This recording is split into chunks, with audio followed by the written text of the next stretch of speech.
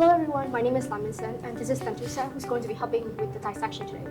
So we're currently attending Secondary-4 at NIEC International School, and today we're going to be demonstrating a biology practical where we dissect the respiratory system and show you how it works. So firstly, you can see that leading from the mouth, there are two tubes. This is the trachea, and next to it, which is the more flaccid tube, is the esophagus. So the purpose of the trachea is to essentially let air pass through it before reaching the lungs, and the purpose of the esophagus is to allow the bolus of the food to be swallowed and enter the stomach. So you might be wondering, when we swallow food, how does it not get into the trachea and eventually into our lungs? Well, the trachea has a smart mechanism, which essentially is a small flap that covers it whenever food is swallowed to ensure that the airway is blocked. So you can see that the trachea is much more rigid, whereas the esophagus is more flaccid.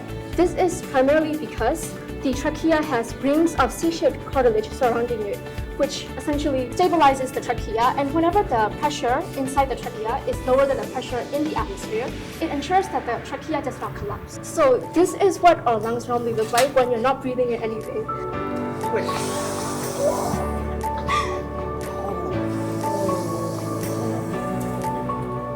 And this is what your lungs look like after you've breathed in.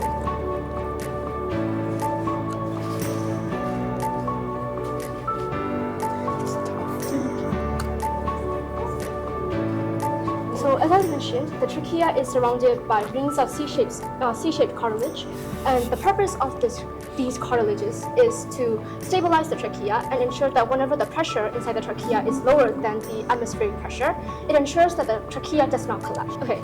So as the trachea descends into the thorax, the trachea divides into two more tubes called the bronchi.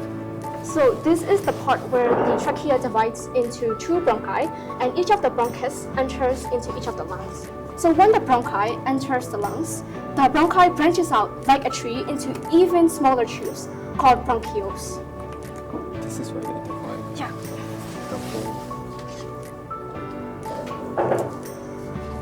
So this is the whole of the bronchus, and there is each bronchus in each of the lungs. So as I mentioned, as the bronchi divides into smaller branches, they form bronchioles, which essentially have air sacs at the end of them. And this is where the gaseous exchange between carbon dioxide and oxygen occurs. The whole thing? You just cut the piece off.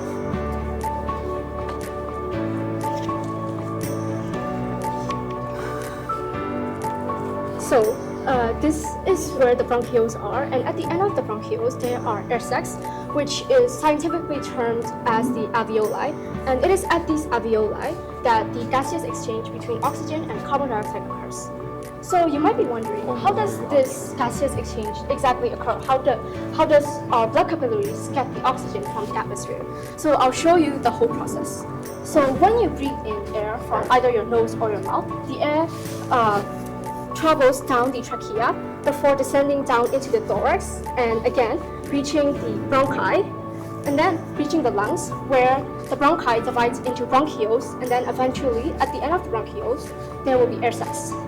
So air sacs are very efficient in gaseous exchange as one. They are very thin by only being 1 cell thick, which ensures that gaseous exchange occurs very quickly. Secondly, surface area of all the air sacs combined in an average human lung is over 100 meters square, which ensures that the gaseous exchange happens at large amounts. Thirdly, the air sacs are very close to an excellent transport system, which is our blood capillaries, where the oxygen will be taken to the heart, where it will then travel to all of our body cells to be used up for respiration. So when the breathed in air gets to the air sacs, so you might know that the blood in our capillaries, when they reach the lungs, they are deoxygenated, meaning that they have a low concentration of oxygen, but a high concentration of carbon dioxide, as carbon dioxide is one of the waste products of respiration by our body cells. And then, in the air that we breathe in the air sacs or the alveoli, the oxygen concentration is high, but the carbon dioxide concentration is low, and this is simply just because of the components of our atmosphere. So what happens is that according to the law of diffusion, substances will diffuse from a higher rate of concentration to a lower rate of concentration. Therefore, oxygen will diffuse from the alveoli into the blood capillary, whereas carbon dioxide will take the opposite path.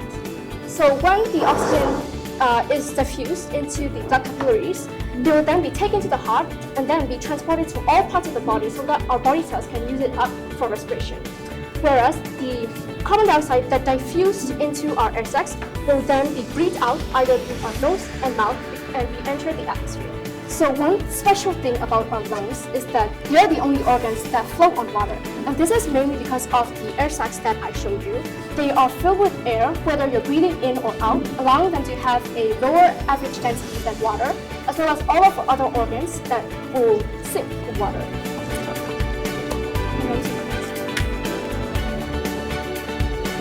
So as you can see, sample that we put into this beaker, it floats. So thank you for watching to the end of the video, and I hope that you now learned something about the human respiratory system.